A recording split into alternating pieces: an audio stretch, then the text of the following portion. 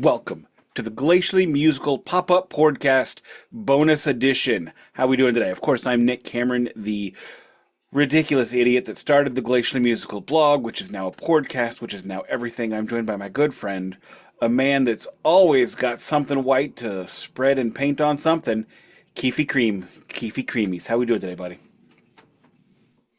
And I am as with you as always is Garth. I'm with you, Nik Iconic Cameron. That's your new name. I don't like that, I but know okay. you hate the word. I don't Can't like. it just be Icon?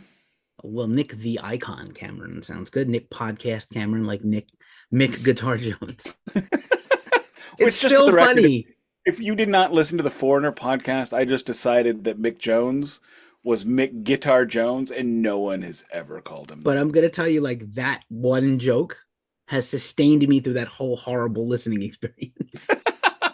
I wish we had a Grand Funk ism Alrighty, that would have okay. carried us through that one. I'm gonna be a little bit rude right now, but I need you to stop because it is 5:52 in the PM.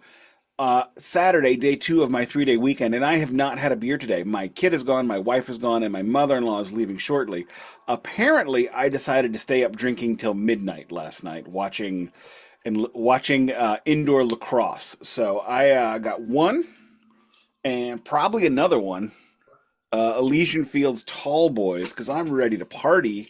So the Glacier Musical Beer of the Week is the Elysian Fields Space Dust, not 8% ABV, and this is a delightful 19.3 ounces. 8%. You're gonna be fucked up soon. This We don't shit gets talk you. This shit gets you fucked up like Percocet. we don't do the tasting notes of the beer anymore. We were so serious about the beer when we That's started because you. this. That's because you don't do it very much. I don't do very much. It's You want true. me to do? I can do mine. Well, I would like you to talk about your See, I beer. got. Ooh, look at this business. Hmm. Uh, What mug is that? Elysian. This is Oktoberfest Paulaner Fuck yeah. because I'm putting both of these in there. This is like I said, 8%. It is an 8.2% Imperial IPA. It has I'm not sure what the hops are on this one. It is an extraordinarily bitter. It doesn't have any of the malty back that some of my favorite IPAs like Stalipa has. But you know what? It is a good tasting, fairly clear and clean West Coast IPA. Cheers. Cheers to you. I have a liquid death. I got like the last case of convicted melon. I've been harshing on liquid death. I may have to stop drinking them. I really like, these are lightly sweetened with agave, which is, borderline risky for me with my diabetes. But I've been drinking the convicted, I like the convicted melon's my favorite flavor. They also have slaughterberry. It seems like they're phasing out convicted melon and slaughterberry as they make new flavors. And they're all everything except the plain water and the plain black can sparkly is going to be flavored with stevia, which is I don't like. So I don't know what the fuck I I'm gonna do. don't like any fake sweeteners. Yeah, same. Cheers. Cheers. Oh, I'm going to drink this out of my official limited edition, specially made glacially musical poured glass. I was gonna use mine, but I decided I was gonna drink two of these things at once to be funny. That's well, you can't do that in that glass. Nope. Cheers. Cheers. Drink it down because I know you haven't had a beer yet today, which is fucking nuts. But you had to drive, so respect. Yeah, I had to. We were gonna start recording a little later. Actually, I'm gonna whatever. Just gonna open up the second one and get it in the glass. That'll make for funnier visuals. We were gonna go a little later, but the kid's like, "Oh yeah," because she's at a Galentine's Day slumber party, and I'm like, you know what? Awesome. I don't have to do anything. I don't have to be a responsible parent. My mother-in-law's even gone. Wife is gone. I have a selection of really lewd hip hop ready to go on the turntable Just run around the house with the wang doodle out, listening to rap at obnoxious at volumes. extreme volumes, and not giving a flying fuck, St. Louis style. Oh, completely. And I'm like, oh, I'll put a fire out back and it'll be great. But it has been a rainy, spitty ass day. The snow in the fire pit has finally melted. Now it's just soaked. So it's like, great. I was going to watch terrible sports outside. Like before we got going, I'm watching the Federal Prospects Hockey League, which is free on YouTube. They claim to be single A. That is not true. They are like half A. And on one of the hockey podcasts I listen to, the Bruised and Battered podcast, they always talk about how the Fed's going to Fed. So the team was Hockey Club Venom, formerly the Hudson Valley Venom. They are formerly Hudson Valley because the arena kicked them out mid-season. So now they're a travel-only team. Hmm. And they were playing the Binghamton Black Bears. And the greatest thing about low-level minor league hockey is the bigger the venue, the bigger the place, the more money they can slip under the table to good players. So the Black Bears are so far like 35-3. Holy fuck. Yeah, they're awesome. I wonder if that's Hudson Valley, like Yeah, Westchester, New Poughkeepsie. York. Yeah, Yeah, Poughkeepsie. yeah, totally is. As discussed, where I saw Pantera and Metallica. Interesting. Yeah, it is a hockey rink. It's Yeah, they well, it's just a can't. hockey region. Yeah, Yeah, there's a bunch of minor league teams, and then and Binghamton is a college town just fucked with snow and hockey. That's all they do up there. they for a number of years they were a AAA market. They were an Hmm. American League market. The Binghamton Senators played there and more. But when the Senators left to go to Belleville, Ontario, right across the border, basically, they pulled in a Fed team immediately and quickly. So the Feds go Fed. It's fun, but don't look at it expecting anything special. Anywho, so no vinyl check this week because we are doing a vinyl unboxing episode. So it just seems to be a vulgar embarrassment of riches, a vulgar display of stereophonic power Nice. is what it would be if we were doing that. I've also made a few changes to how my set looks. I'm trying to really look good and professional. I've got my mic up instead of pointing down instead of Yeah, it's pointing cute. up. It's in the So corner. I like it. you can see my daughter's bracelet that I put on there. Just Oh, that's cute. because Yeah, um, try to remember the family as best I can, and I've also got yeah. pictures What of her everything everywhere. you do. Yeah, I got it. But so hopefully I sound a little bit better. You look Hopefully good. I look a little bit better. The because the lights are off on that side of the sitting room, the Johnny Cash is not does not have a Falstaff reflection on it now. Hopefully you'll be able to see the vinyl unbox well as we go forward. Word, word. So skip the vinyl check because the episode is the vinyl check. News check. I got nothing this week, so it's All all right, you. I got two things since you mentioned Pantera, roughly, as did I. Pantera's finishing their European tour the next couple of weeks, and then they'll be on tour with Metallica, and then play the Black Sabbath concert. Are they the tour they're on right now? Is that it's like a club tour, theater tour, Arenas, arenas? arenas. Now I Uh, mean like European arenas. European hockey arenas, which are like 10,000 tops, typically. 10 to 20. Slipknot. We covered Slipknot in December, and it was like 19.5, sold out. Where at? What city was that in? Do you remember? Manchester. They have arenas that big in They England? they do they do. But I you're didn't right. know Most that. of them are a little smaller, but Well, when bigger you than a have theater. like your average hockey country in because we talk about hockey every time, we can't Yeah, stop smelling we it. should. Um, your average hockey country in Europe, they have three leagues like we do. Mm. If you four if you count the SPHL, five if you count the Fed, which that's not even fair. But so imagine Germany. They're going to have 30 teams in Germany, which is the space of Ohio. So you don't need these giant 20,000 seaters like we have here. You just need smaller rinks because Well, what do they have? 20 million people in Germany, maybe? I I think it's a bit more, but I think for England it's concentrated, like smaller surface area, more concentrated, bigger cities. So for Yeah, whatever, and most of whoa, their population's in fuck, in London. sorry. 40% of English population is in the London general area. I just want to say fuck this phone alarm for going off right then and there. That really pisses me off. Pantera. Anyway, tonight they played in Paris. The show is over already because it's 8 hours ahead of you, 8 or 9 again. Fuck. Um, and 7. Bruce Dickinson, who lives in Paris, came on stage to sing "Walk" with Pantera and backed up Phil. Oh my God! I gotta send you the video. It's wild. That's a lot cooler than the time I saw Rex Brown do Walk with some dudes that were opening for him when he was in Kill Devil Hill. Yes, Only yes. by a little, though. It's only a little bit better than that. Yeah. So Pantera, and then speaking of the Black Sabbath tour news continuing, because we just did some on the very recent Glacially musical podcast with I'm gonna have Dom. a follow up on this.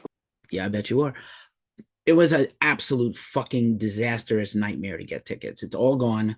Sold out the whole show basically over the course of 3 pre-sales, but total, the entire thing is sold out now. Um, which is, unfortunate. Again, it was for charity, so it was, priced a little higher. And of course, immediately Ticketmaster and Ticket Fucker or whatever they have in England, that's also Ticketmaster, is a different kind of Ticketmaster. The two ticketing agencies they used also had the escalating prices. So as the tickets were sucked up, what was remaining jacked up the prices. Fucking unconscionable, horrible, and terrible. I do know some people that did get tickets and will be going. Everybody on the staff of Ghost Cult is like, hey, if you need someone to go over there, hey, if you need me to come over to Birmingham from wherever, everybody has asked except the wonderful Duncan Evans. He hasn't asked. He probably doesn't care. But not a show for him probably. But yeah. Um There we what's your go. what's your follow-up? I put I put a little cushion under my butt on Oh, this that's chair, helpful. so now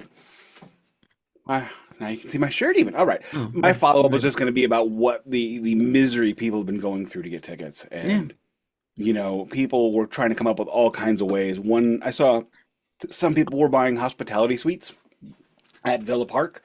Now, Keefy is not a soccer fan as I am. I'm not the English Premier League fan that I once was, but which kind of got killed when my daughter played hockey because I you can't be spending Sunday morning watching hockey in London when you got to be at the hockey rink watching soccer in London when you got to be at the hockey rink at the same time. And that was before unlimited data, so couldn't watch on my phone. But I only did it in practices, just for the record, only in practices. But like I saw people saying, "Have you thought about buying a hospitality suite?" So they were spending 700 or £595, which is roughly $800 to buy a suite. And then, so they would definitely get in that way. They had to buy a membership into Villa Park in order to do that. All kinds of English rules, which I don't understand, but just the consternation of people trying to get tickets. And one of the things I said over the years and years and years of my life was I don't understand why scalping is illegal. It seems to me that if you have them, you should be able to sell them and you should be able to sell them for a higher price later. I'm going to say I'm sorry. I'm sorry. I'm sorry. I feel like I kind of willed this concept into existence and I regret it because I did not anticipate a cottage industry popping up around this where basically, unless you have a computer that can strike for you, you get screwed over. Like the one time we saw Casey Musgraves, we bought $30 tickets the day after they went on sale, and we paid 120 each for them because the entire theater was bought up by Ticketmaster scalpers. And then you have Ticketmaster charging if you sell your tickets for face value on the Ticketmaster app, you lose money. So they take seller fee. So basically, on the same set of tickets, Ticketmaster gets double the fees, and they charge you a seller's fee as well. It's insidious. It's awful. There was a video I watched on YouTube, and I wish I could tell you the name of the YouTuber so we could link this in the description, although he doesn't need our help, about how Live Nation and Ticketmaster have ruined the concert going experience in America. And the thing from that I took away the most is even independent venues get screwed over because you have all the scalpers buying them up and then selling them on Ticketmaster. So even non-Ticketmaster venues can't get out of it. So that's my follow-up. Well, I will jump in and say two things. You can transfer any set of tickets, any tickets on Ticketmaster for free to someone else. So if you sell them sort of under the table, you can transfer any tickets for free. The problem is this: scalping was a cottage industry. Now Ticketmaster owns the scalping also. Obviously, there's StubHub. I think one of the resellers is also owned by Ticketmaster, aside from Ticketmaster and Live Nation. The problem with this monopoly, and most monopolies are not good for the consumer, but the problem with this monopoly is this: Ticketmaster, Live Nation owns the venues, the marketing, the billboards, and they're, Ticketmaster, Live Nation, same company. They own the ticketing platform, they own the reselling platform, they own the VIP platform in most cases, and the venues that are not Live Nation are AEG, which is also Axis and is its own fucking same thing. So it's all fucking whack. In St. Louis, we have a company called Metrotix that used to work with Contemporary Productions. Contemporary Productions was purchased by Live Nation. And now there is only, to the best of my knowledge, there are only two Metrotix venues left in St. Louis, the Fox and the Family Arena. And when you talk about the cottage industry, it's when you say, StubHub and all that, no, that's a real industry. That's way past cottage industry. No, that's the okay, I'm sorry, you're right. I got No, I excited. mean it was a cottage industry of, Right. hey, dude, I got tickets. Fucking Dazed and Confused, right? Right. The kid with the tickets, or even Almost Famous. There's that kid sitting outside the venue of the arena selling Stillwater tickets. And Who needs tickets? Damone from Fast Times at Ridgemont Damone, High. right? But So, even like my soccer team, St. Louis City SC, hmm. their official ticket vendor is SeatGeek. Yeah, SeatGeek, they own state. SeatGeek names the stadiums now. What the fuck? And the thing is StubHub Arena and SeatGeek Stadium are real things. they have a ticket office. So Danny Nichols and I we go to a St. Louis City 2 match, which is the lower level, the minor league team. And because it's only $10 and just wanted to hang out. And so we walk up to the ticket office and I go, two please, here's my credit card. And they're like, no, you have to buy it from the app. Well, what the hell are you doing here? Right? Why are you here? Why did you build an office? And I mean, it's so frustrating, and the fans are and regular people are getting so screwed over by it. And we talked in recent weeks about the parking problem you have now for the venue you've been going to a lot in the summer. Another dear friend of mine talked to me about the same thing, like, why is the parking is so much? I was like, I don't think you can rely on the street parking for any metropolitan city anymore. You have to pay for parking. You factor it in. For downtown St. Louis, you kind of, We did, but we're a rarity. and we walked a And lot to yeah, get we did there, walk a lot to do them. but it was okay. And We're fit. but for the family arena, the only parking is behind their gate. For Riverport Amphitheater or Hollywood Casino Amphitheater, what it's called now, the only parking is behind their gate. Or you could park at the casino and take the shuttle, which is $15 a head each way.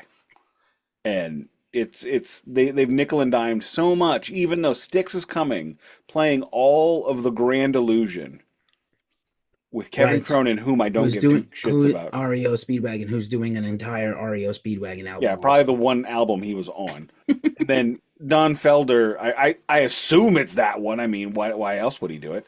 And then Don Felder's going to be there, and they're going to do the Hotel California Jam. Yeah. But honestly, I've seen Dennis DeYoung sing all of Grand Illusion front to back, and Rowan Atkinson, is that his name? No. Rowan Gowen. Kevin Cronin. No, not Kevin Cronin. The dude in Styx. The other dude in Styx. Yeah, I have no. Rowan Gowen something. I don't know. They don't matter to me, so I don't. No, care. he doesn't matter. He is the Sheen. Talk about version. Kansas. I'm into it, but not. He's the Sheen version of the Timu version of Dennis DeYoung that was bootlegged in Zanzibar. That's what this guy is. He's just, after seeing Dennis DeYoung do it, it was like, holy crap, these things are not remotely in the same league, and I just don't need him warbling all over that and standing up and dancing like Dennis DeYoung. It's not as good as seeing Kiss with Tommy Thayer, because at least Tommy Thayer could write songs that I really got confused whether or not they were Ace Frehley, like Out of This World, and there's like two. No one cares about Tommy Thayer, bro. Nobody. I know nobody Not cares. even you. I don't care, but there's talk about Bruce Kulick. I'm into it. Stop talking about 80s Kiss and don't talk about that's Tommy Bruce Thayer. Kulick. I know, but don't talk about Tommy Thayer. He sucks. What Animalize sucks. Hot in the Shade sucks. Lick It Up sucks. I'm saying all suck. I'm saying he's a better facsimile of Ace Frehley than whatever Rowan Gowen is of Dennis DeYoung. That's the point I'm trying to make. Sure. Okay, sure. And failing, apparently. Yeah, I mean, I don't know why. I had another. SNL had their 50th anniversary concert last night. It's going to air tonight. It live streamed on the internet, and it's on, I think, Paramount Plus, maybe. or Peacock. Peacock. Peacock. But the Paramount one thing is I don't have, yeah, CBS. Paramount, CBS. I don't have Peacock anymore, but maybe I'll get it I back. don't either. And I guess it's gonna, yeah. So among the many star-studded performers and musical acts, Nirvana reunited again for the second time in 3 weeks, and they did a song with Post Malone. They did "Smells Like Teen Spirit" because Post Malone loves grunge because he's a grunge and metal fan, and he can't really sing as well as Nirvana, but he loves the band, so he got up there and did his all. He gave it his all. As Not I as good was as the Fire Aid performances at all, but like I admire him for trying.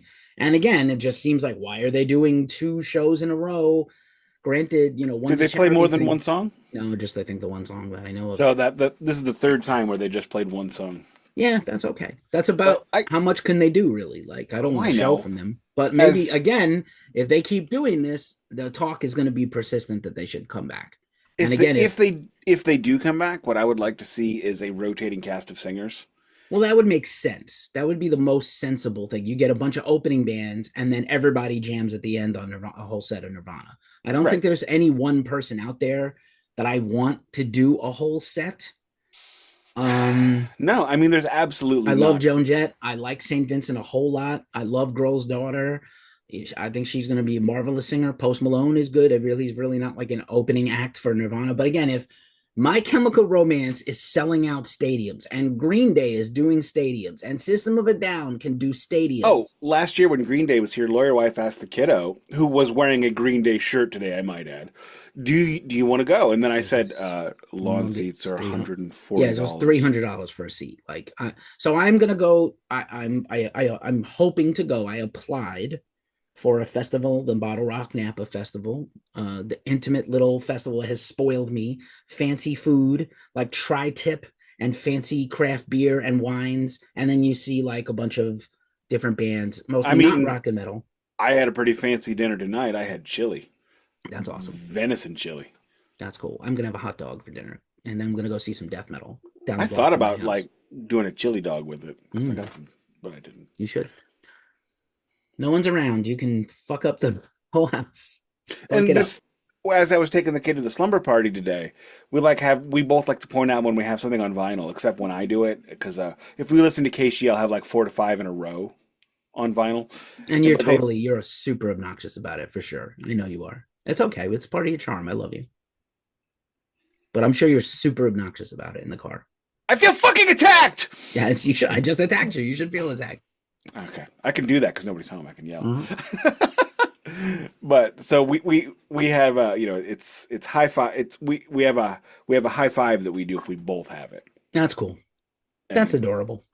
there was one You did a good thing. You turned your kid onto vinyl. and there was something. It was we heard Polly, and then on another station we heard About a Girl from Unplugged. And she pointed out, and I pointed out that my spirit animal, my emotional support Dawn, loves the alternate covers like she does. That's like her jam. She wants the different covers. I don't get that. It's stupid to me. But Mm. I'm like Randall. I hate everyone and everything stupid. Seems stupid to me. But you're the yin to my yang with Where your am I going to find self-deprecation. somebody to hate all the same stuff I do? Alrighty. Have Uh, we uh, have we beaten the bush? Have we I think we beat this to death. shirt check Sure, check. today? I am rocking my spirit animal, Noel Fielding, from the IT Crowd when he played. Um, God damn it, I can never remember his name. Give me one. I've only seen the memes. I've never watched yet another show you laud that I have never given a second of thought to watching, but a lot of people say it's funny, including a lot of my friends that work in IT love the show, but not me because I'm One of insane. Richmond. He plays Richmond Avenel. I can never remember his name. He became a goth by listening to Cradle of Filth. That's not the same. Cradlefield is not goth, but okay. Yeah, that's exactly what Duncan said. Yeah, that's exactly right. Yeah. And they banned it. Most goths would be angry that a remotely black metal death metal band would be considered goth and He make the was average goth mad. he was a high flying executive in the company Renham Industries until this happened, and so he gave the owner of the company's mother a copy of Cradle of Filth to listen to at the funeral for her husband. Well, That was when he, because that got him through some bad times. no. And so Okay. that was it was a thoughtful gift, though terrible. And that was when he was sentenced to work in the IT crowd, in the IT in the basement, but they hated him, so they put him in the server room and put him in charge of watching the servers because Okay. because whenever he comes out, he bums people out. So on the shirt it says an ill wind is blowing, and Oh, fun. that's his catchphrase. That's fun.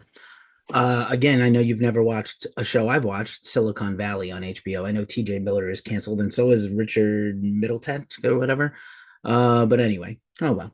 Um, a lot of imperfect people in Hollywood. I am wearing my Good, the Bad, the Ugly shirt because you just can't, I hate the guy now, but can't fuck with the spaghetti westerns or his directorial skills. Wish he was a better guy, but love the movies, love them all. Dirty Harry, Good, the Bad, the Ugly, You know all the what? things. Give me the samurai flicks that they started off with. Yeah, I understand. Good, the Bad, and the Ugly is I don't remember, but Magnificent Seven is Seven Samurai, Yeah, and I A know. Few Dollars More is Yojimbo, I and know. And Ron, I know. Rashomon. Rashomon. Oh, I think actually Ron is King Lear. Anyway, Rashomon is no Throne of Blood. Throne of Blood is Macbeth. oh, all right. Fair enough. It's time for the meat of this chaser episode. I didn't give the outline. I apologize. Well, that's okay. We're all off the rails today. We just are gonna shoehorn in this extra. We tried to get Don. Don's otherwise occupied, which is fine. We'll have him again. Don's outside touching grass, and I'm happy Well, I for it. mean, he's bet. I just went out for a quick walk, and he's better than us. I have death metal later, my first show of the year. Why, like, not just because you got this box set. Tell me why you love the Doors. Doors are one of your top bands, right? You love this band. Yes, I do.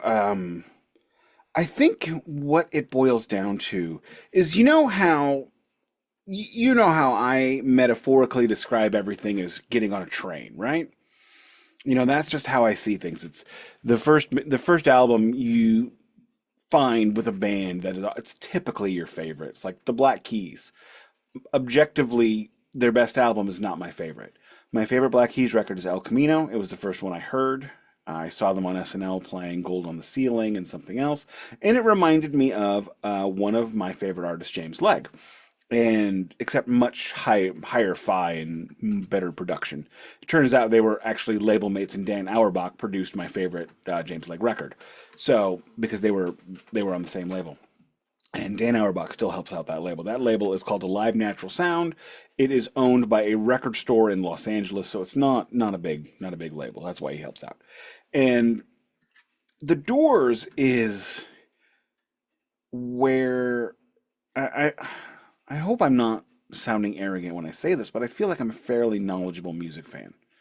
I feel like I have a very strong grasp on the history, especially the bands I love. And The Doors was the first band where I read books. I've read several books about Jim Morrison and Pamela Corson and The Doors. I have read Danny Sugarman's book, No One Here Gets Out Alive. I read Ray's autobiography. I read Patricia Keneally's autobiography, which is fucking amazing, by the way. A little dramatic because she was a dramatic, 20-something-year-old back in the day. But it's a really amazing book and it's very powerful. She even details, I don't know if I'm allowed to say this word, but she details what she went through after she had an unplanned pregnancy with Jim Morrison. And she also, and much like Ray Manzarek, she detailed everything she hated about the movie. And Ray Manzarek and Patricia Keneally both really, really hated that movie, just for the record. I don't know how John Densmore felt about it. The movie was based off of his book, which I have not read. And to the best of my knowledge, Robbie Krieger has not done a book. By the way, But if I get to go, I was alluding to that festival I'm going to go to that will have Green Day. It's the only chance I will have to afford to see Green Day is if I go cover that festival. And Robbie Krieger is also performing at that festival, which will be fun because I have never seen any member of the Doors I have in person. seen Ray and Robbie twice. I saw them in 2007, weeks after my ex-wife walked out the door. But you know what? That was the night that my life turned around. That was the night where I looked down at myself and I said, "Okay, I'm going to survive this and I'm going to thrive." And I did, and I'm doing way better now than I was then. The second time I saw them, I came home and lawyer wife handed me two pregnancy tests. We were trying. I mean, the kid was planned, but that was when I found out that I was going to be a dad. So not only does this music hold a special place with me as a fan, but it has some very important mile markers in my own life. And that's music to me has always been really, really critical, really important.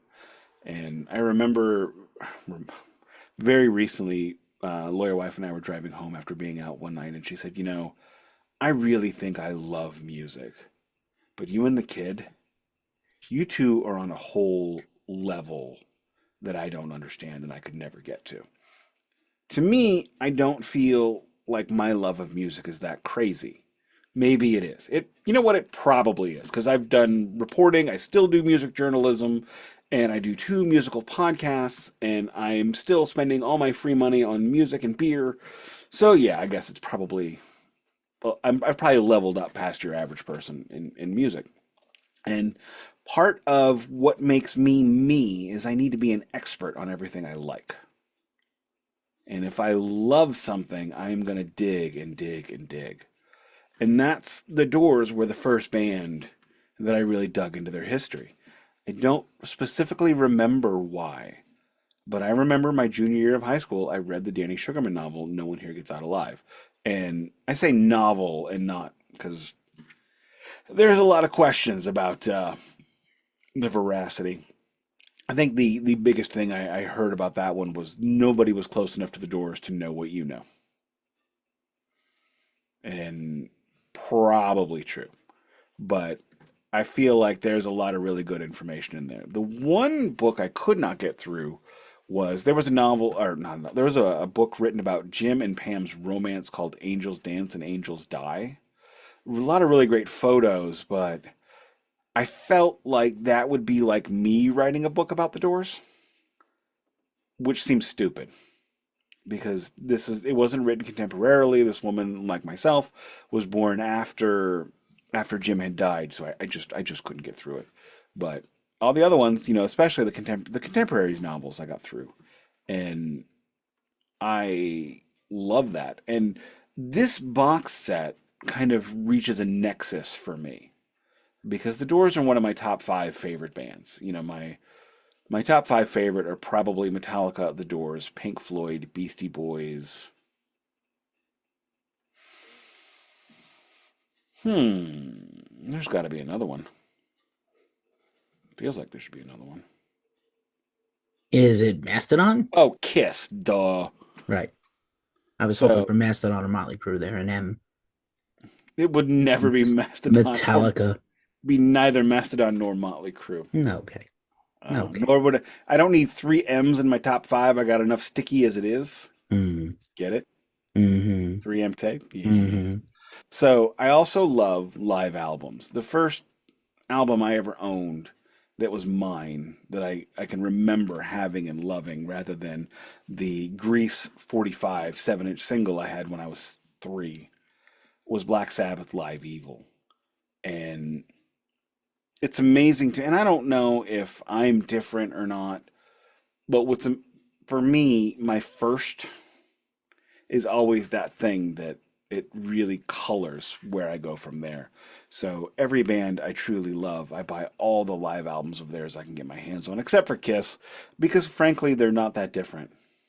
You know, I don't need a Bruce Kulick version of Rock and Roll All Night, a Tommy Thayer version of Rock and Roll All Night, an Ace Frehley version of Rock and Roll All Night, because it's the exact same song. No, because Kiss plays everything the exact same way, the same every time. And yet you were jizzing all over the Off the Soundboard series just a few days ago. I was not jizzing all over it. I was getting excited about it, and I listened to my one off the soundboard record yesterday, which is Kiss no. Live in Tokyo, and I was jizzing all over that because it was amazing. I'd forgotten how good that one was. It's the only document of the Ace Frehley Eric Sanger lineup. That's what makes it cool. Do we want to do the albums of 1970? No, because this is not a 1970 album. Well, it is a 1970 performance. I don't think so. That doesn't make sense. We'll that doesn't make sense to I me. was ready, but we'll skip. If you want to do it, that's fine. No. I didn't. I mean, like, I think we get to talk a little bit about like this is one of their last tours This ever. is the last tour. The last tour with Jim. Yeah. There have been He other live records by the Doors, but this is the one that has it came out in like 2000 originally. Yeah, I'll get to that. Okay. I'll talk about that. Rhino. I will tell you this. Here's an interesting. This is actually pre-Rhino. So here's a. I know. Well, so here's a side thing. Well, Rhino owns it now. Yeah, no, it's So now. here's a side note. Um, Not to watch for reviewing because that's what we do, but I just casually I was trying to find it online to listen to it, hoping someone uploaded the whole thing or the Rhino did. They didn't. There's some teaser videos and audios that I listened to, and then I went back and had to listen to the older version. I don't have it. Nik has it. Nik's gonna unbox it and show it. And somebody, this is, I don't know if this is folly or not. Somebody ordered theirs. So, this was a record store day. Someone got it on the either resale market. They must have they didn't get it in the resale market. They somehow ordered it, probably from the record store day market site, which we talked about before. If you miss a record store, I've never gone to that. yeah, I have. It's great. If you miss something, you can get some stuff there, whatever's still in stock in places. So clearly, it didn't sell out initially. It is now apparently sold out and not getting repressed. Mine was purchased on December 21st or 2nd, They're all gone now. a month after Record Store Day. I know Don was talking about trying to get one. It's going to be hard to get one now, except from somebody that already has one that's going to flip it, which sucks. I saw it on Discogs for going for 100 or more. I mean, I wouldn't mind having it, but I don't need to have it, You do. Okay. Spoiler alert. You'll have to tell me. So you haven't heard it? Yeah, I did. Okay. But I'm saying so somebody got theirs and it was fucking dinged, and they were mad that the integrity of a brand new box that they overpaid for was the outside box was damaged and the inside box was damaged, and the outside says like vinyl inside the Doors with the logo, and somebody still was like, fuck this package. So just a warning, this does happen. I know Nik will often say like the integrity of this vinyl and the sleeve and the cover doesn't usually affect the record if the record's intact, but if you paid for something through the nose a little bit, you might want a brand new thing to show up in brand new condition. I get it. I would agree. Yeah, and apparently Rhino didn't pack this thing very well. It was just kind of like loose in a box with no padding or anything. So that's kind of shitty. Mine was like I said, mine was purchased at Frenchtown Records, which you did not go. We will go there the next time you're in town. Yeah, absolutely. It was purchased for my birthday, because I showed it to I showed it to the kid when we were there 2 weeks before that, and I said, this is the kind of record that makes an amazing gift for me. She's like, why? Because I don't need it, and I wouldn't spend my money on it. It's a little expensive. I got mine. Mine was purchased for $85, which was the record store day pricing. There was no bump up. There was no anything, which I think, to the best of my knowledge, that is the cheapest 4-disc set I've ever seen on record store day, for a record store day release. The Van Halen Right Here Right Now set, which I would love a copy of, was only $90 as well. And $90 is very reasonable. That is about what I spent for David Gilmour's Live in Pompeii, which is also 4 discs. And it is less than what I spent on Pink Floyd's Pulse, which is also 4 discs. And it's exponentially more than I spent on Chicago 4, which is also 4 discs. However, I did get that for $5 at an antique mall. It's more now. But this one comes off of... Now, this is where things get interesting. Where I talked about earlier loving live albums and wanting all the live releases I can get. There was a time in my life where I wanted a live album by Kiss for every tour. I don't want that anymore, but I do want some more from the 80s, and I want some from the 90s. But that's neither here nor there. I have two Black Sabbath live albums. I've got one with Dio, one with Ozzy. Feel like that's probably good enough for them because they didn't jam on stage or anything like that. I have several from Jimi Hendrix. Which I love Jimi Hendrix live records. I have several from Metallica. I have official, I have bootleg ones, I have everything that Pink Floyd has released on vinyl, except for Live at Nebworth, because it seems stupid. It's just all the songs from Delicate Sound of Thunder that aren't from Delicate Sound of Thunder. So it's only two. It's barely 2 discs. I have all of Roger's live albums. I have Nick's live album. I have probably 200 live albums. Which, if you think about having only 1,100 records that are my own, maybe 1,200 records are my own, 1 in 6 of my albums are live albums. I have several live albums by artists I have no other anything. So I love that. And in the early aughts, maybe it was even 90s, I don't remember for certain. The Doors announced they were coming out with the Bright Midnight series. So the Bright Midnight series was they were going to start releasing entire concerts. And they couldn't really change them because these things weren't recorded on multi-tracks and wherever. There are several Doors live albums that were recorded, of course.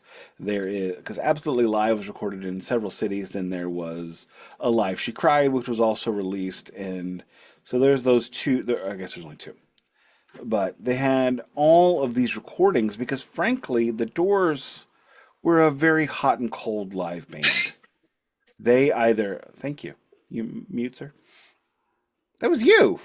I know. Sorry. Okay. You're making faces like, was that you, Nick? No, just the alarm went off again. Hang on, let me just chug here real quick. Well, are you looking at it's the size of my head. And it was full of 9% IPA. I get stage fright. I gotta get my courage juice. I'm just kidding. I just like beer. So the Bright Midnight album, the first one is released. It's just called Bright Midnights. It's a 15-track CD, something like that. And it's one track from all these concerts. But the thing about live albums that really sucks is they're fake. They're so fucking fake. Live Evil is not truly live. They go back in, they overdub, they fix. Not the Doors, Kiss Alive, which is still to this day, in my humble opinion, the world's greatest live record. Not because it sounds authentic, not because it has authentic sound, because it sounds like what you think it sounded like, what they told you that show sounded like. So that's why I love that one so much. But, Led Zeppelin says, "Oh, the song remains the same. We recorded this all at Madison Square Garden. We decided we were going to do a show and record that one and put it out on video." You did, but you also dubbed the crap out of that. Oh, speaking of which, I have the 4-disc version of that as well. I got for $75 because the outer cover is a little beaten up. And so the Doors are gonna, in the box set, the mid-90s box set, they released Live in New York. And Live in New York had a couple of songs that were released on Absolutely Live. Absolutely Live was released in... Actually, I don't know. I'm going to have to Google that real quick. Absolutely Live was released July 20th, 1970. Recorded July 21st, 1969 to May 8th, 1970. Huh. What's that tell you right there? Some of this is on that. They on this tour, and the Doors didn't tour like most bands did. They would go out on the weekends. They'd work on their album Monday through Thursday, then they would tour, then they would do 2 shows a weekend. So the fact that it took them 7 months to record a live album shows how spotty their live performances could be. And the Bright Midnight album that I had was squiffy. It was frankly squiffy. And it was squiffy enough that made me not want to pursue it. So I kind of forgot about it. I would like to have a copy of The Doors live at Felt Forum, which is expensive, so I don't have one. And this one's different. Yes, it has all the Doors songs, Roadhouse Blues, Hello, and it's got Hello to the Cities, which was on the box set. Dead Cats, Dead Rats, Break On Through, Alabama Song, Backdoor Man, 5 to 1. They finally do Roadhouse Blues, You Make Me Real, Ship of Fools, When the Music's Over. A lot of the same stuff that's on Absolutely Live. But then they get into some weird stuff. People Get Ready by Curtis Mayfield, Mystery Train, Away in India. They do a version of Crossroads, which we'll discuss. They do a Chuck Berry tune, Been Down So Long. They did songs that ended up on L.A. Woman because they're working on L.A. Woman while they're touring this. This is the officially the Morrison Hotel tour, and it's just it's this show, and this show is recorded and played at Cobo Hall.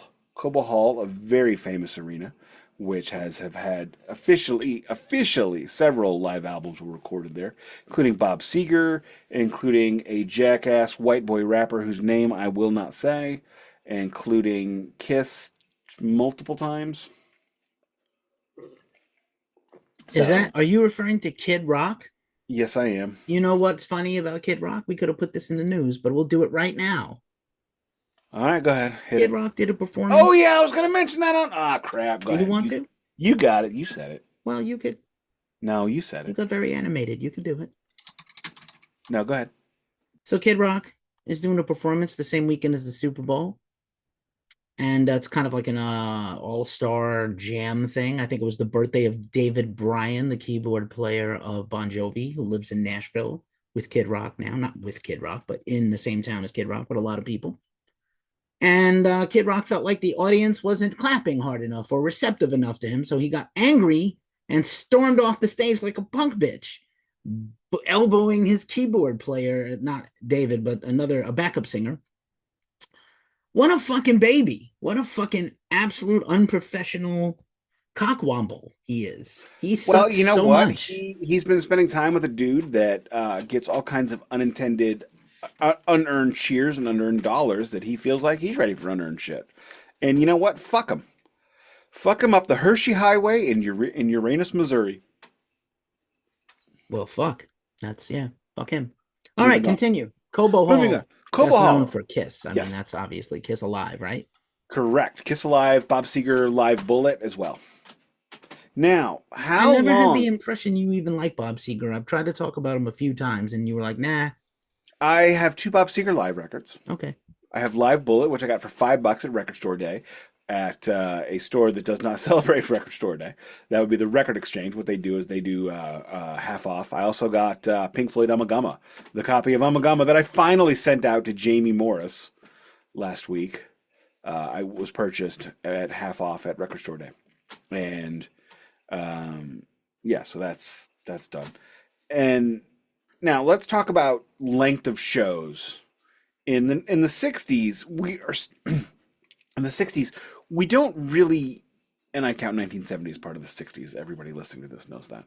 But how long is a show, would you say, at this point in time? So, headlining show.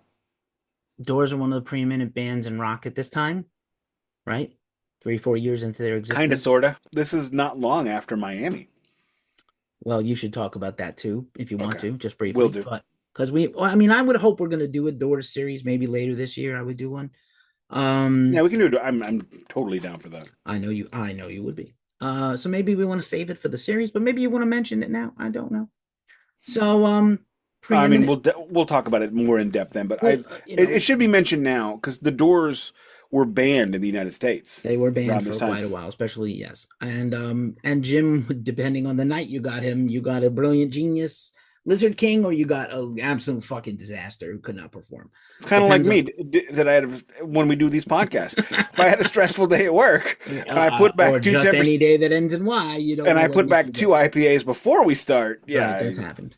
There was definitely the one you showed up. I had such a bad day. I'm drinking whiskey, and I've been drinking whiskey for hours. Let's fucking go. I was like, okay, this is gonna be fun, and we were both kind of like, wah. But hey, I have my days. Doors had 3 or 4 albums out at this time. 5. They're used to playing long improvisational sham shows where they just ride blues songs into the dirt with their dicks. Sorry? Kind of, sort of. Yeah. And so I would say An hour and a half would be an extremely long show at this time in the world. Yeah, that is Maybe 2 hours. absolutely correct because we are still in the era. This is give me 1 second. This is in the era when people are still doing 2 shows a night. And Jimi Hendrix is amazing, which I'm selling on Discogs because I no longer need it. Live at Berkeley's second show is months away from happening. This is months before that. Jimi Hendrix is still playing 2 shows a night. So, yeah, 90 minutes is about the number. That's the normal number. This show is 2 hours 15. Okay. Now let's talk about more about this show. What time do you think the Doors hit the stage? Fucking Guns N' Roses style, like 11, 12. Look at the big brain on Brad. 10:45. He actually says Brett, by the way. Is it Brett? Brad is the name of the character. He says, look at the big brain on Brad. What? Who? That's even better. That's a good ass burger. This is how I talk. Can you stop yelling? No, I can't. This is a tasty burger. Sam Jackson beer, it'll get you drunk. You'll be fucking ugly bitches in no time. My girl's a vegetarian, which pretty much makes me a vegetarian. That is a refreshing beverage. Kahuna burger. That's that Hawaiian burger joint. I could do this all fucking day. By the way, Omar Cut This has a wallet that says bad motherfucker on it. I'm not exaggerating. Well, Omar Cut This is a bad motherfucker. Omar, don't cut this. Or you know what? Do cut this. Well, he's never cutting another thing again. Let's see how arrogant you are. Will you cut this? Because it doesn't matter. He's not going to cut it because he doesn't do it. That's not his job. Probably true. But I believe that if it was his job, he'd probably leave it in out of spite. That's what I would do. I'm a spiteful petty bitch. How do you explain Jules and Vincent not getting killed in that apartment? How do you explain it? The hail of bullets that any one of them should have killed them and didn't. I never thought about that. I don't want to think about that.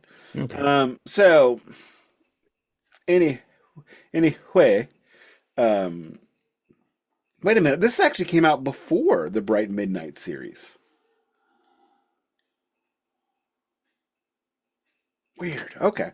I'm confused now. Anyway, so the Doors played for 2 hours and 15 minutes. This is the longest Doors show ever recorded. Not the longest Doors show in history, because when they played the Whiskey A Go-Go, they played 6 hours a night. That's how they got into the improvisational So now I'm going to ask, did they actually play this set list at that show, or is this a compilation of shows from that tour? No, this is that night. Okay. This is a single night at Cobo Hall, which is, these are my favorite kinds of live albums. You know, you're talking about me jizzing on Off the Soundboard. Does an Off the Soundboard series sound as good as Metallica live at Webster Hall? Does it sound as good as Kiss Alive? No, it doesn't. Does it sound as good as Black Sabbath Reunion? No.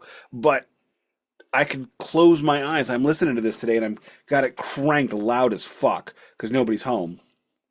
And I could almost believe I was there. Almost. And that's what I love about it. So, the Doors didn't go off the stage till 1 a.m., which is an hour longer than they were allowed at the time. They had to stop at midnight. So that means they hit the stage at 10:45.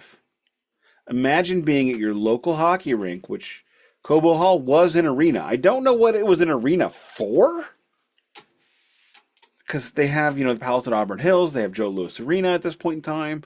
They have multiple arenas. I think they had Joe Louis this time, didn't they? I'm sorry, I'm actually kind of curious now. No, they did not have Joe Louis. They had the Olympia. They were playing at the Red Wings were playing at the Olympia. So you had the Red Wings playing at the Olympia. You had, I believe, the Pistons were playing at the Palace of Auburn Hills at this point. They had multiple. At one point in time, they had 4 arenas in Detroit. So I don't know who the hell played at Cobo Hall. Maybe it was one of the minor league teams, because Detroit's always had multiple teams, multiple hockey teams. But so the Doors play an hour longer than they were allowed to play. One of the things they said is that Jim, when the nights where he was really on, he didn't want to stop. and this is one of those nights. He actually makes reference to, "Don't let them push us out. We're gonna keep going. Don't leave. Don't leave." Because they were ready to go, and he felt it. He did it. He was just ready to kick ass and take names.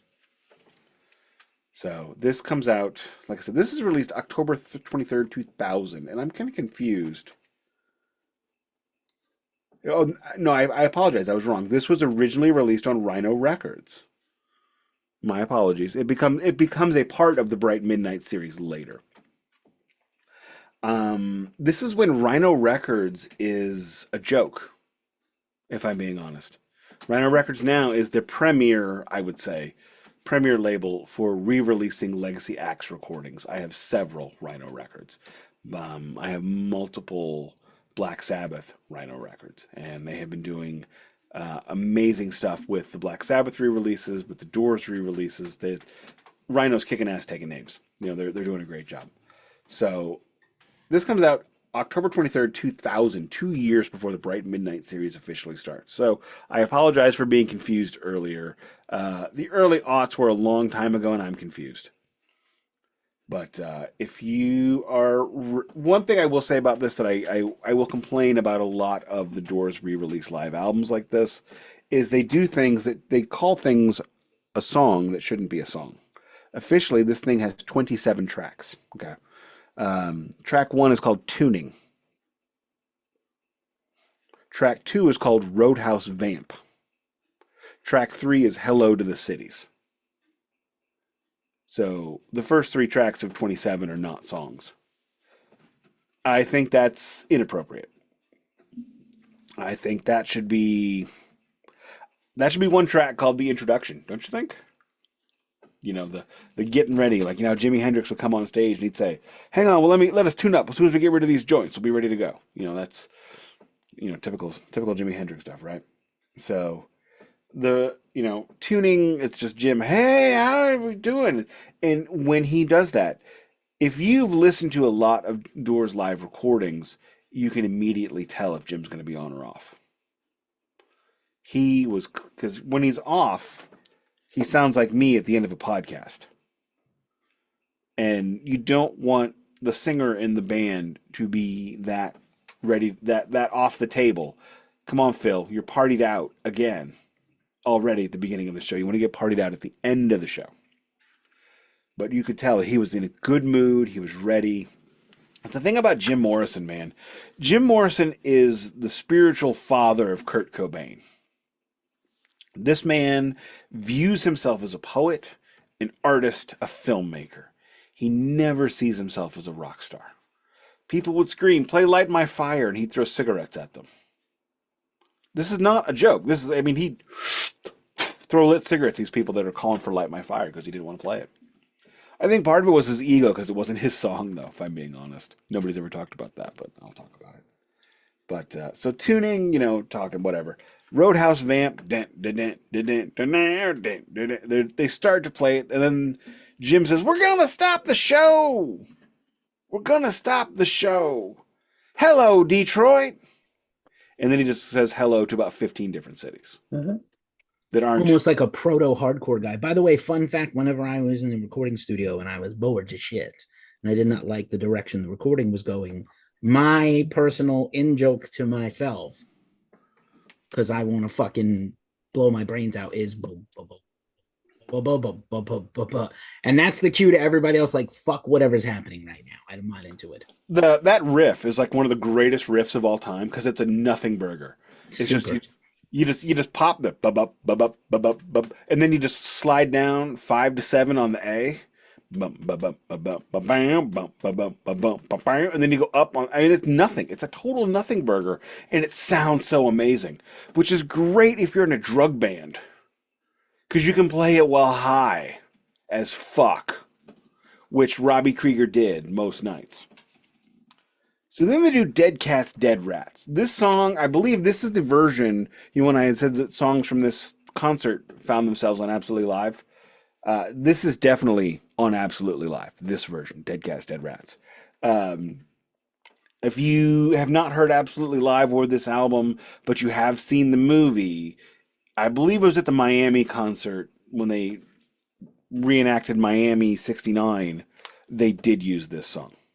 And it was the first time I'd ever heard it because it's not on a studio record. And then that goes into, on Absolutely Live, it goes into Break On Through. And it does the same thing here. Sorry, I was looking at the wrong spot. Break On Through, of course, is the Doors' first single. It was not a hit at the time. It becomes, of course, one of the most classic songs of all time. And Keefy sent me a link to the Doors and Rock Stars in Heaven and Jim Morrison's new band. What was it? The Electric Frogs. The A&R man Jesus says, I looked at the Electric Frogs and I immediately said, "Oh my dad."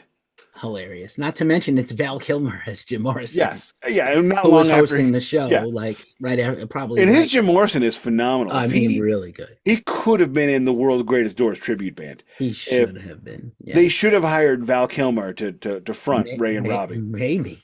I mean, they probably tried, but could you imagine seeing Val Kilmer at Pops? I mean, you've never been to Pops, but it is a dingy shithole. Yeah. I love it, and I miss the days when everybody was smoking in there, and you're I want to go to Reggie's also. Kicking cigarette butts as you're walking through Have the you place. been to Reggie's? What's Reggie's? Oh, you haven't then. It's in Sauget, right south of Chicago. No, Sauget is across the street. That's where Sauget? Pops is. Oh, okay. Hang on. Yeah, maybe they're right by each other. And there's a record store day, like Bucket of Blood Records is right there. And I briefly got down there. No, it is no. Reggie's is in Chicago. My bad. I should know better. I've been there. Sauget is actually pronounced Sauget. Remember, we are Sauget French. Chanté. We are French on Saint Louis. You better work. Just for the record, don't ever say Saint Louis. If you are in a touring band, no, I say it to make you mad. I know you're not supposed to say it. I'm talking to the touring. I'm not talking to you. Mute yourself. If you're in a touring band, do not say, "Hey, Saint Louis." Okay. Hello, Saint Louis. It's either St. Louis or San Louis. Go to East St. Louis and try that shit. See what happens. Why do you say that? Oh, we forgot to unbox this. No, we'll do it at the end. Okay, cool. Make them wait till the end. Hopefully, I'll watch the whole thing. Probably not, but go ahead. So next we go into Alabama Song. And I think Alabama Song is something that is not talked about enough. This is an opera song. What the fudge? Name another rock band covering opera. And it's a great song. I can't name another rock band. Into Backdoor Man, which is on the Doors' first album. It's a Willie Dixon tune. Howlin' Wolf sung it. This is I have a great cover of this by Thomas Donker, just for the record. And solidifying the Doors in the blues. And it's interesting when American rock bands dip their foot in the blues, they do blues. When the English people dip their feet into the blues, they kind of do. They do something. Blues-ish. They do Cream. Blues-ish. They do Cream. Oh, they were Zeppelin. Or Zeppelin. Or Faces. Deep Purple. Yeah. Faces. Moving on into... Don't move on. Backdoor Man. Is Backdoor Man Jim Morrison's favorite song ever? And that's like, he loves this song. I think he loves the covers more than the originals. I know he's in love with himself and his own lyricism and stuff, but I always feel like Jim leans into the covers extra hard. Drunk, sober, he's never sober. You've got a really good point. Except there's one cover on this, which when I saw that it was on the back of this, I went, oh my God, oh my God, oh my God, oh my God, oh my God. And then I listened to it and I went, wait a minute, when did that song happen? And then I went back and listened to it and went, oh, ew. And we'll talk about that. I said, oh my dad. Is that Farrell, by the way? Is Jesus? It was Farrell's Jesus. I said, oh my dad. Oh, it was the Electric Frog Society. That's what it was. That's it. It was... And Louis Armstrong shows up. Total wild card. Why? Total wild. Suddenly Louis Armstrong is there. I don't even know why. That just blew my mind, man. Janice, she's just dancing. She's not singing at all. Yeah, she didn't even sing. That's just bullshit. Hippie dance. Yeah. Jimmy. Doing a Stevie Nicks dance. Right. I think Tim Meadows is Jimmy, and he just... I don't think it was Tim Meadows. Whoever it was did a terrible Jimmy. Just gonna... Yeah, for sure. I think it's Tim Meadows. He's the only black guy in the cast back then. I'm sorry. No, Tracy Morgan. Tracy Morgan played Louis Armstrong. I hope not. Oh yeah, Not Tracy, Tracy. not Yeah, not Tracy Morgan. No, it was Tracy Morgan. maybe. That was pre-Keenan. That was pre-Keen. Okay, Love me some Keenan Thompson, by the way. he's great. Moving on into 5 to 1, which is kind of a spiritual successor, vocal melody wise, and just an absolute amazing song. And did you know there is a bass player on this song? On the studio record. It's one of the few that has a bass player pre LA Woman. Didn't know that, did you? There were 2 songs on the album Waiting for the Sun that had bass on it. So who is on bass though? On this, Yeah. nobody. Ray. Okay. Because I Ray know had a John Sebastian shows up. Yeah, Ray had a bass keyboard Right. that he would play. James Legg does the same thing. Okay. But they're on the studio album, Unknown Soldier and 5 to 1 both had a bass guitar on it. Fair enough. I believe those are the only ones until because LA Woman they had a bass player for the whole thing. And the original idea for the LA Woman tour was to go out with a bass player. But obviously it didn't happen. Would have loved to have some recordings of that because that would have been amazing. Moving on into Roadhouse Blues. Finally, again, what a song. If you buy a Doors live record, it's going to have Roadhouse Blues. Top 5 Door song for sure. And you know what? Just strap in, wake up in the morning, get yourself a beer, and just let it go because it's going to be awesome every single time. You Make Me Real is, I believe, a Morrison Hotel song that nobody really remembers. Should point out this album comes out, or this tour happens a year and a half-ish after the Soft Parade release. Now, let me know when we hit a Soft Parade song that you recognize, okay? All right. Keefy's laughing, so he gets the joke. Moving on into When the Music's Over. And you know what? If there's anything better than a 13-minute... I think Ship of Fools is next, no? Oh, it is 7 minutes 23 of Ship of Fools? Not to be confused with the much better song by Robert Plant 30 years later, but no. Yeah, this song's I don't know why. 7.5 minutes? This is like a 2-minute 30 on the record. Which I believe they is love to straight explore their own butts. okay. You know what? And after that, they're going to go 17-minute 40 of When the Music's Over. Because you know what? If the music's over is good at 12, it's even better at 18. I'm not going to make the joke. The joke's there. I'm just going to let it walk away. I'm not going to Christine 16 this one. Next, they do People Get Ready by Curtis Mayfield for 36 seconds. That should not even be listed as a song. Should not count. But let's give some praise to them for not trying to do that song. This is not a song Jim Morrison should be trying. I think they were going to try it. And they absolutely were like, let's give it a shot every night. And I think this is as far as they ever get. And I just don't want to hear Jim Morrison shit all over this beautiful. I only want to hear Jim Morrison do Chicago Blues. Yeah, there's 2 people who should do Doors tunes. There's 2 people who should do People Get Ready. Curtis Mayfield, because it's his song, and Rod Stewart on MTV Unplugged. Can Robert Plant do it? He probably did it, yeah. I'm just asking because Robert Plant's amazing. Yeah. All right, now we're gonna get into the blues, man. If you thought we were doing some blues earlier, we're gonna start off with Mystery Train, and this is one of Jim Morrison's favorite songs. And whenever you hear him do this song, and they have released this version of this song multiple times on the box set that I mentioned, I alluded to earlier, which I had in the 90s, because I think all of us in the 90s of a certain age, Gen Xers of a certain age, just loved box sets, right? It was like, how many box sets could you get? At one time I had the Doors, I had Metallica, I had Led Zeppelin. I probably had more than I just don't remember because it was the 90s and that was 30 years ago. Aerosmith, AC/DC.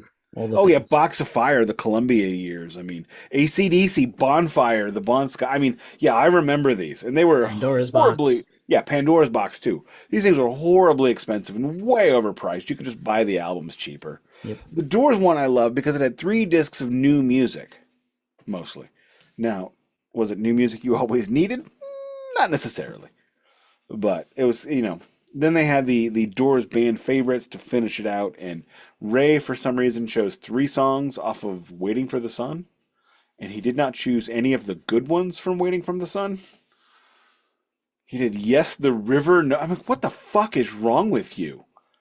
Let that song go. It was never played live. It was never good. Just shut up. And what the hell? Anyway. Bit of a dickweed, that Ray Manzarek. Uh, Bit of a dickweed. Genius, but a dickweed. I would say he's just the kind of person that falls in love with his own legend. He might be the MVP of this entire thing. Like he is the MVP so good of on this. these live records, all their live records. He's so good live. He was like we talked He's about the with only Pink guy who Floyd. can really improvise. Jim is bad at it. Let's just be real. No, Robbie can. Robbie can. Robbie was a classically trained player. He played classical guitar. He played jazz guitar. He played flamenco guitar. I guess. I mean, is he a musician on par with Ray? No. No. Ray is Ray. I mean, to call him top tier musician. And John is very good, occasionally great. John is drummers to me come in three ways. Whoa. Poor. Oh. Wow. Wait a minute. I thought that was going in a whole different direction. Don is not here. Okay. Sorry. Hi, Don. Drummers come in three versions. On my face. There's terrible and should not be playing music, i.e. the Sex Pistols. No. There's super competent, i.e. everyone ever been in AC/DC. Okay. Everyone in every death metal band ever. Well, yeah. Okay. Works. And then there's, the amazing fornicators, i.e. Neil Peart, John Bonham, guys like that. Lars Ulrich, Keith Moon. Well, John Densmore is basically that second one. He's better than competent, but he's not. And that's exactly no one has ever mentioned him in the greatest drummers ever, except obsessive Doors fans. And that's exactly what. And that's no shade. Like again, no shade. It's perfect. It's perfect for this. He came up in an era that was stacked with fucking talent. And that's how I would describe John Bermuda Schwartz as well. And John Bermuda Schwartz, when they Weird Al suddenly. Why? Let me finish. This is a great point. Okay. When you see Weird Al's band play the polka, you understand how amazing Bermuda Schwartz is. That he can hold it together. And that's what John Densmore does. Basically, every Doors performance, like especially if they're doing an 18 fucking minute version of God only knows what, which there are multiple of that on this record, you need somebody that's going to be able to hold this shit down. And that's John Densmore. John Densmore, hold it down, slap you on the ass when you're done, say good work, hit the showers. He's an amazing coach. So, you want to talk about when the music's over? The weird thing about it is, the song ends when the music's over is over and the concert is still going. Right. If they had a sense of timing, that would have been the final song. Beside the end. The last two songs should have been. They have two songs to be the end of a show. Yeah. Well, what are you going to do? So, Away in India. Now we're going to get into the blues, right? Sorry. Mystery Train is great. Junior Parker, go look him up if you don't know who Junior Parker is. Fucking great. Yeah. Away in India, great. Now we get. I don't know about great. It's good. Is it great? Each now we get into the most disappointing moment of the whole record. Oh yeah. Well, they shouldn't have did this. They should not have done this. When I mentioned earlier, I didn't notice the song. Right. I know the song Crossroads. I love Robert S. Johnson. You can't tell that this is indiscernible. I love the Yardbirds. I love everybody that's done this song. Even Clapton. Yeah, you got to give. I don't think he's the asshole that he once was. I think he was on a lot of drugs and racist in the 70s because everybody was drugs and racist in the 70s. Fuck him. I choose to. I got served an ad for some new record he has, and I was like gonna vomit. Like fuck him. Whatever. Fuck him now. It's fine. Whatever. Okay. But yeah, he was great at Crossroads. He loves Robert Johnson. Blah, blah, blah. Everybody knows this song. Yeah. You got to go a long way to fuck it up. You either cannot competently do it or you can, right? And they can't.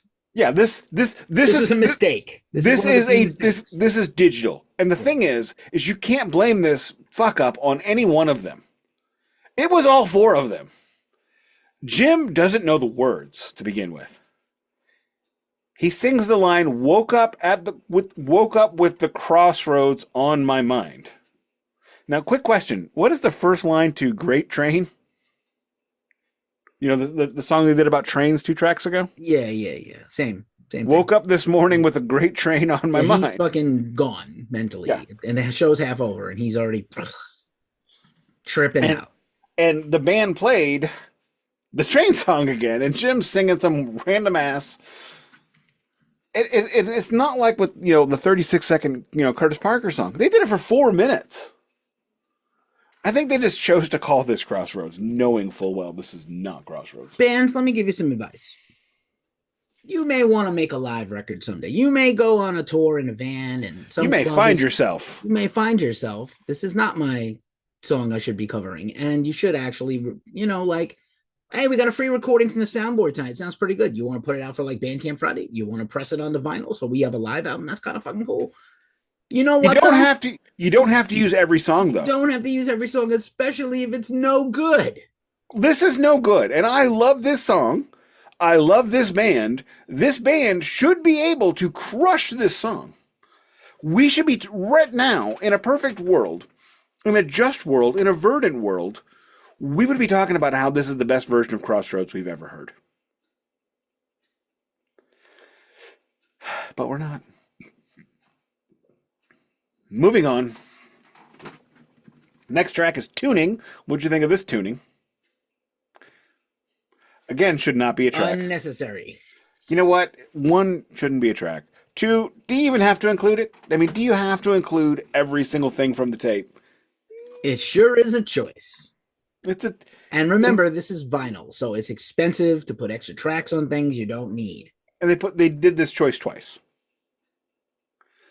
All right, moving on. Carol by Chuck Berry. I was unaware that the Doors had ever covered Chuck Berry. And, obviously local hero in St. Louis. We choose to not remember the unpleasantness of the early 90s. Great version, I think. Fun. And then this is when you're hearing the crowd, because there's long pauses between the songs. Because these guys, I mean, at this point in time, the music's flowing through them. This is the kind of stuff Kirk Hammett talks about in Year and a Half Life of Metallica. We're channeling the energy from the audience and sending it back to them in our guitars and, blah, blah, all that hippy-dippy crap, right? So they're taking a breather, and you can hear, and I thought there were some Rice Krispies on my stereo, right? Turns out those were just the claps. Because, the crowd is just as high and gone and drunk as the band is. I mean, that's what these shows were. I mean, these shows were a chance to take off if you're a lady, take off your dress and wear shorts. And, if you're a dude and just, let your freak flag fly. Because, nowadays, you didn't have dudes in man buns in 1970. It's just, if you had long hair, that was a political, angry statement that would cause you serious harm. Eric Carr, 5 years later, gets arrested for having his band's name on his van. So just think about that for a second. That's these guys would just come, smoke Camel Nun filters between their joints and Budweiser's or whatever the hell beer they had, and probably Stroh's, I guess, in Detroit at the time. Grolsch. No, Grolsch was German. Oh, I thought it was from Milwaukee. Maybe it's old Milwaukee. Grolsch was German. So Grolsch sounds like an involuntary response to drinking too much. Grolsch all over his house. Grolsch sounds like the sound I make when I drink Grolsch. It is bitter-ass European lager. It's like Carlsberg if they pissed in it. Oh. What? It is what it is. It is what it is. So now the people screaming, light my fire, they get what they want. And how long do they get light my fire for, Keefy? 20 minutes long. Why? Perfect song for 5-6 minutes. I could even see 7 on the album. I could see 10. 1939 is not a good length for this. Like, why? Because the music's in their fingers and they got to get it out. You got to fucking rock and roll, motherfucker. If you don't get it out, look, it's like it's not terrible, but I heard my mama and papa laying down, and I heard my papa say to my mama, "That boy got a boogie woogie. It's in him. It got to come out of him." And that's 20 minutes of Light My Fire. They had 20 minutes of Light My Fire in their bellies, and they got to get it out. You know what? I mean, I love the Doors. You know that. Pink Floyd perfected what the Doors were trying to do. They took this idea of jazz-inspired rock, this idea of long improvisational passages, and they perfected it because they were largely sober when they did it, Well, except for Sid. no, they were on the weeds. It's not what They Nick were said. smoking the weed.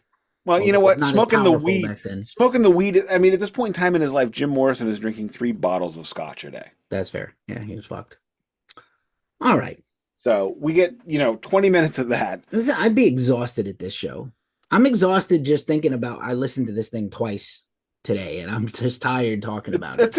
It's exhausting.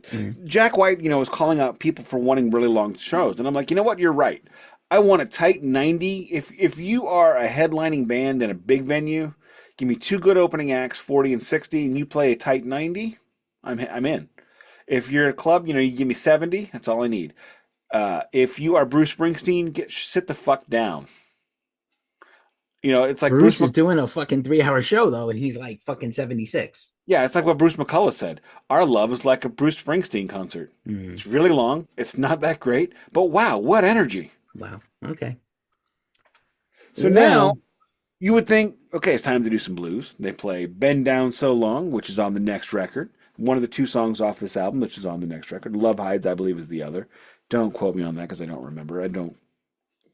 But they played it for 10 fucking minutes. Because fuck it. Just whatever, man. We're just jamming now. This concert has now become an essay test. Please, you only use a number 2 pencil and color in the circle. No. It is an essay test. Oh, it's that. They are using blue or black ink. Please only use the book the moderator gave you, the blue books. Correct. You know what? I don't know that you guys need to essay test this whole fucking night. You are not Jimi Hendrix. See, because when Jimi Hendrix improvises for 20 minutes, you got 2 dudes going, boom, boom, boom, boom, boom, while Jimmy just goes nuts, and it's amazing. Here you got 4 dudes trying to improvise all at once, and it becomes like Cream. Sometimes they hit it, sometimes they don't. Then they do "Love Hides" from something. I don't know what else that's on. Yeah. Is it on the next one? Is that on LA Woman? It's short. Yeah, they don't even do all of it. They don't. They abandoned it because maybe they finished. Maybe they had only done all the parts they had written. They're just fucking around. Yeah, completely. Because now we're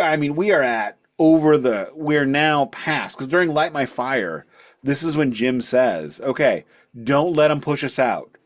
We're gonna front the dough to play longer." I'm gonna guess Detroit's a union town. Always, and so everything was union at this time. That's also a thing. Like if you're gonna go over the time, you have to pay a lot. And I know the Doors were notorious for like playing their gig, taking their money, and running, and not fucking doing business right. Oh yeah, if you go an hour not like over Peter Grant where he didn't give a fuck. We're gonna play till dawn. I don't give a fuck. Yeah, and when Led Zeppelin did it, you know what they did? They had the wherewithal to let everybody take a turn. They had the money. No, but I'm talking about when they improvised. Yeah.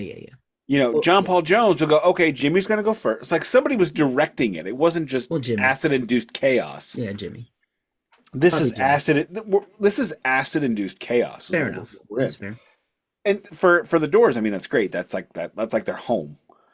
That's like me living in South City. So next we get into "Mean Mustard Blues," and John Sebastian is now playing with them, who was part of the opening act. He's come out.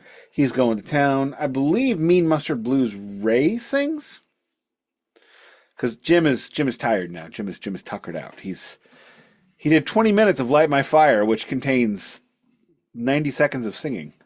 I know, speaking of John Sebastian, I don't think we have ever discussed the Lovin' Spoonful on this show. Is that where he's from? Yeah. I've never discussed Lovin' Spoonful. I know Zal Yanofsky just died last year or the last couple of years. So I think we need to do a series on a band from the 60s. We haven't done it. I think we really need to. Maybe. Like just for our listeners out there, you may have K-Tel songs of the 60s. You know, John Sebastian, he was at, Love and Spoonful was at Woodstock.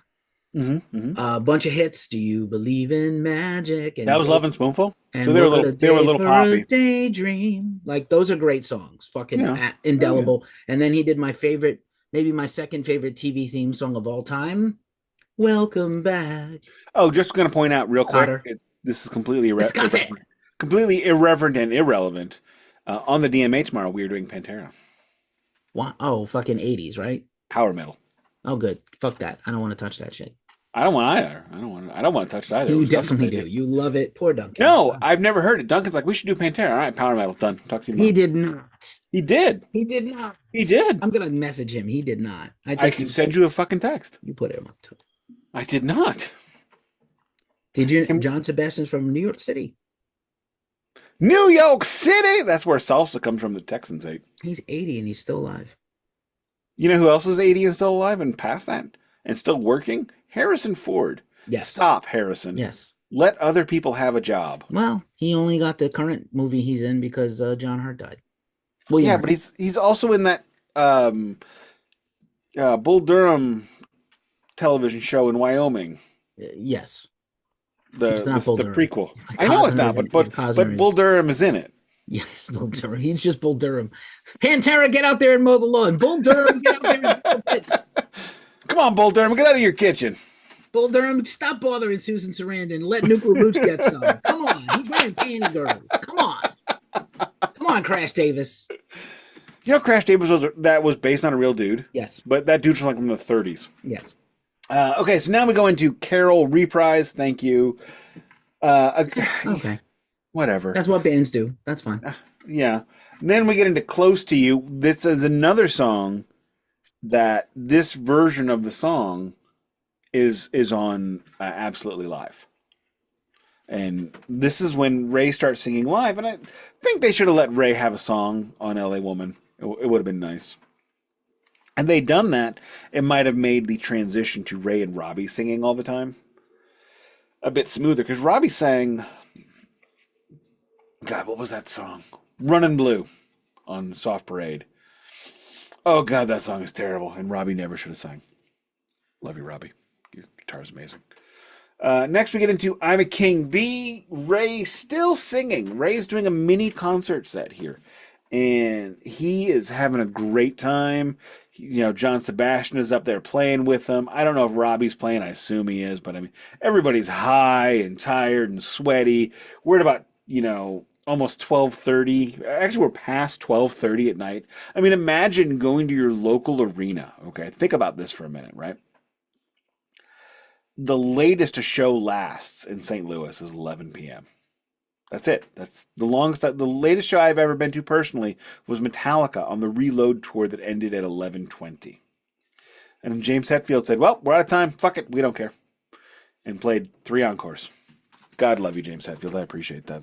James, that's what I appreciate about you, except for the fact that you played an acoustic version of the Four Horsemen instead of a song. I left at that point in the show. You could have just played in a song acoustic that you recorded acoustic. No. There are many of them. Not at that time. But no, you should not do that in the encore. In the encore, you should be playing Bread Fan or something ridiculous. Except for the fact that you opened with Bread Fan. Then anyway. Well, they usually opened or closed with either Bread Fan or So What the whole night. I'm sorry. I need to stop. This is not Metallica Day. I know. You couldn't help yourself. Pink Floyd, can't. Metallica. You can't help yourself. I get it. Stop saying accurate things about me. The nerve of this fucking guy. This fucking fuck. This fucking guy. May I? Where was I? Continue. We're almost done. So, I'm a King B. I didn't know this song, but you know what? Ray, spirited, great, happy. Moving on. Next, we get into another cover, because when the Doors, I don't know if they even had set lists, to tell you the truth. I know they had it's probable that they didn't have a set list, and it was just kind of like... Well, I know Bruce Springsteen does not have a set list, and the band is list, and the whole band knows like 80 songs. It's fucked. The band is supposed to know immediately. Morello said the hardest gig he ever had was with Springsteen, like harder than Audio Slave, harder than Rage Against the Machine, harder than Prophets of Rage, which had like 3 different bands of music. Right. He was like, I don't know what to do. I can't even imagine that. Yeah. So, and it probably is like Ray would probably just start calling off songs and they would do them. Because at this point in time, you can't tell me that Jim is not fucked. They're all they're all gone. Yeah, the audience is gone. They're gone. I think this is before like concession stands closed early, so they're probably still selling beer at 12:30 at night. Imagine if Jim Morrison lived to the didn't die and lived to the 80s and had like an answering machine at his house. Hey everybody, it's Jim. I'm not home right now. I haven't been home for about my whole life because I took acid when I was a teenager. Leave a message or something, and Ride if the I can snake. remember, I'll get back to you guys. Ride Boop. the, ride the snake.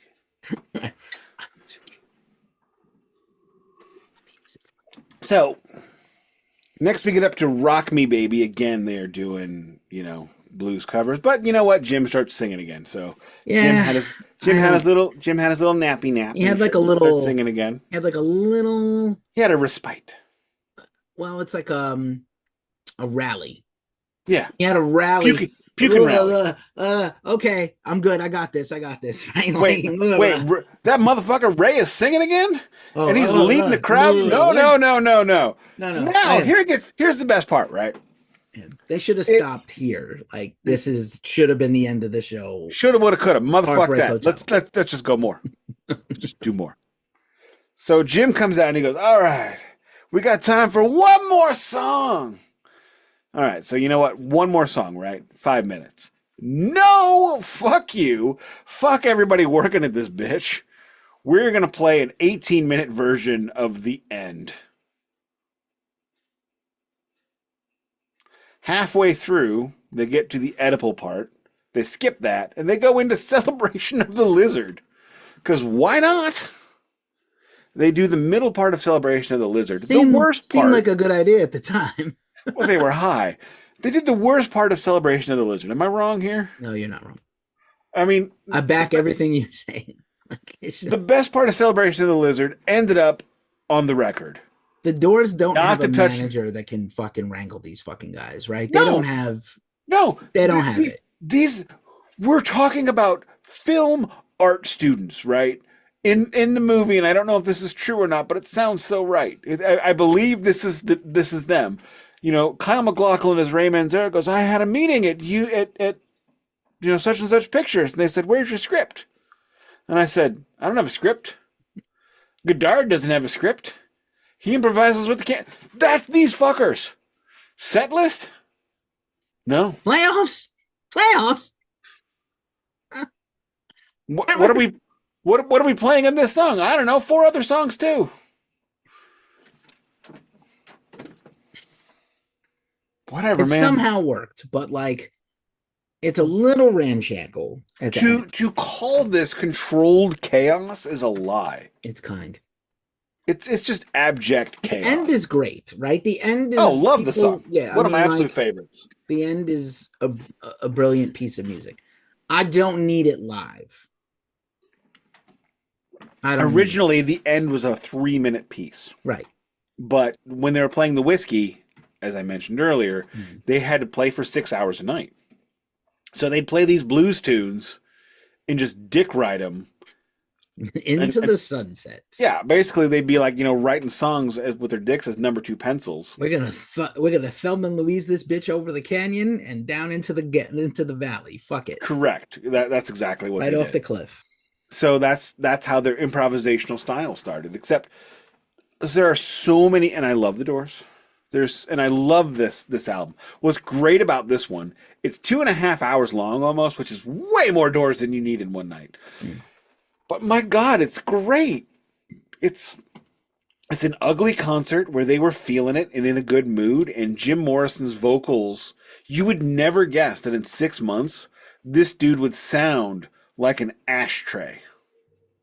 I mean, when he sings "Down So Long" on this, he's like, "Down so long, hardly looks up." You get to "L.A. Woman," "Down so long, hardly looks up from here." And I mean, it just, listen to "Strange Days" and "L.A. Woman" back to back, and you will hear, basically Anthony Michael Hall at the beginning of Weird Science, and then drunk Anthony Michael Hall in a black set. You okay back there, Gary? Are you okay back there? My balls are halfway up my ass, but other than that, I'm perfect. Right. And that's exactly what happened to Jim Morrison. How that ended up, I don't know, man. He still sounds like classic Jim.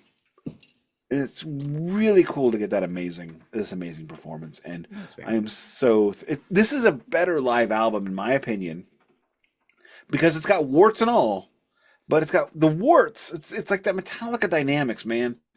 You throw on some acoustic arpeggios to get that battery riff that makes it even heavier and awesome. Okay, that's The fair. warts make the high points of the show amazing. Again, you are the one with the horn talk. I'm not making horn talk. Oh, I thought warts. I thought genital warts. Ew. The gift that stays with you forever. Why don't you unbox this thing? All right, let's tell us how it sounds, because I didn't get the pleasure of hearing the vinyl, but tell us about the remaster quality or whatever, if they did anything. All right. And then I will take us home when you're done with the unboxing, because I think we have said everything we can say about this thing. Yeah, I think we've jizzed enough. We're literally. I don't want to get my record sticky. Yeah. All right. It's not 2 hours. We started at 6. I don't know. Go ahead. All right, so here is a copy. You can see it. Of course, Jim is on the cover. Too many Doors fans and handlers think that the Doors are Jim. Back cover. You got the 3 Doors. They still look good at this point. Jim is not fat, rocking the horrible Jesus Christ beard that he had around this time. So I'm wondering if this is actually pictures from the show. So setting it down on my keyboard. Open this sucker up. Here is the hype sticker, as you can see. Recorded May 8th, 1970, one of the longest Doors shows ever caught on tape. Includes a 17-minute version of the end, a real rarity among recorded live shows. You know why that's a rarity? Usually they went longer on this one. I have like 22-minute versions of this song. I'm on mute, but I'm laughing my ass off. Continue. Completely unnecessary, by the way. Here is the inlay card.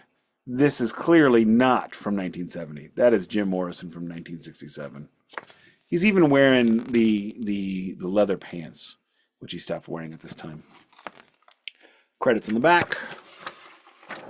Inside, all the business. What's it say? The Doors live in Detroit. A reflection from Danny Sugarman, the 5th Door. Post-production notes from Bruce Botnick, legendary Doors mixer and producer. Now, this is a 4-disc set. There's nothing else in the box. Disc 1, picture of Robbie. Now, this, I believe, is era correct, as you can see Robbie's beard on the back. That's probably the poster, but that is not them at this time. That's in 1970, the Doors were not the attractive young men they once were. They had disc 2, John Densmore, another picture of the tickets. How much were the tickets on this, I wonder? I'm gonna guess $5. $5, motherfucker. Born too late. I was born too late, Jim. There's Jim. That is photo shoot Jim. That is not from the show. And then we got Ray, I guess. I can't find him. Oh, wait, nope, there he is. That's his hair. Apparently Ray was being shy. So that's... And the albums themselves... 180 gram black? 180 gram black. Let me say, this is, frankly, an amazing... Show it one more time. What? What? Show what? The record? So, I mean, if you... This is disc 1. It is 4 discs, and it's not one of the ones where you've got several minutes of... there's 45 minutes of missing music. So you can get 3 hours onto 4 discs, but no, this is they did a really, really good job pressing this. Rhino has really lovingly made some amazing records. And like I said earlier about this, I thought I was hearing Rice Krispies, but what it was when I paid closer attention, it was claps. The records are pressed very well. They're 180 gram, as Keefy said. They are flat. They are a carpenter's dream. They are flat as a board, never been nailed. Horn talk. It's More horn talk. no, Everything you is would. everything is That a was a double entendre if horn. you want it to be. That was a horn inference. Uh, Hey, every pizza is a personal sized pizza if you believe in yourself. I'm not a quitter. Um, No, I mean I think like one other thing, there are not a lot of live albums from 1970 and before that are not jazz or blues or folk. So not a lot of there rock live albums at this time. It's just happening now, just starting the first Jimi 70s. Hendrix live album is Well, he was recorded. yeah, Band of Gypsies, he was Yeah, gone Band of already. Gypsies recorded 31 to 70. Yeah, he was just about to be gone. Yeah. So we're gonna do a Doors series later. We'll talk about Miami. We'll talk about the journey of the band. We'll talk about everything. Art school weirdos. But I just want to say, like, for that time, this is one of the best live documents. I Even if think some of the performances are not that great, I think this this is is an amazing live a very document strong band at this time, because despite the again, craziness. as we discussed with the Doors, there are two versions of the Doors live, man. There's Miami and there's this. And you know, I have heard live recordings from Miami. I've heard 5 to 1 from that show. And Jim was so far gone. He was talk singing. He was so drunk. He was 4 hours late to get to the show. He was flown in from God only knows where. Did not fly with the band. And he is so hammered. He is just gone. Here, Jim is engaged and ready and feeling it. And that's, you know, Jim Morrison was clearly somebody always fated to die young. We didn't know it at the time, just like, Scott Weiland, Kurt Cobain. There are a lot of people out there that are fated to die young. Randy Rhoads, Cliff Burton, tragic accidents. Um, these other guys, not, when you live a life of drugs and alcohol, it will take you, it will claim you. So this album, this is one of his last shows. I mean, think about that. This might be. Ooh, hang on. This might be the last show.